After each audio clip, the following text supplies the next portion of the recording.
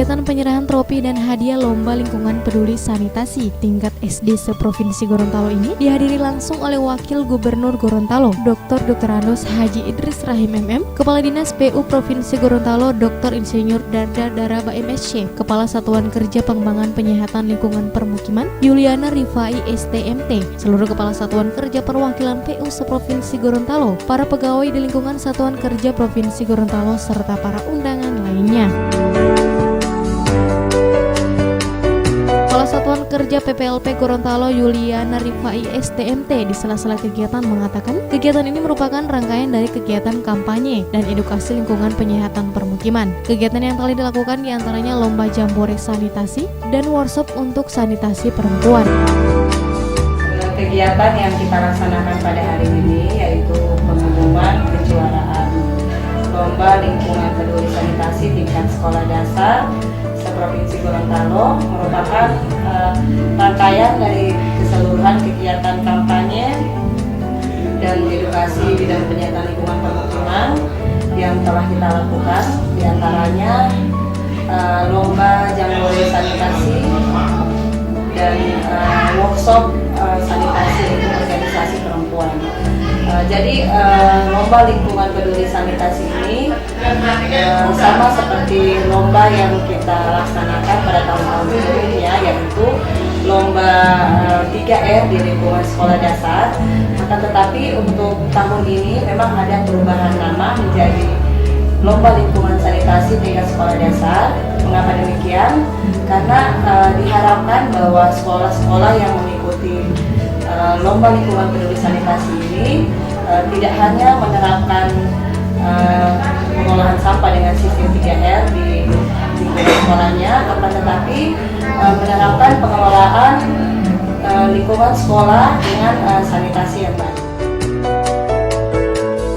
Pengumuman Lomba Lingkungan Peduli Sanitasi tingkat SD seprovinsi Gorontalo ini setelah melakukan 2 tahap penilaian, yaitu tahap sosialisasi lomba dan tahap penilaian. Sedangkan tim juri melibatkan berbagai instansi yang diantaranya dari unsur PU, Satuan Kerja PPLP, Dinas Pendidikan Provinsi Gorontalo, Dinas Kesehatan, dan BLHTK Provinsi Gorontalo.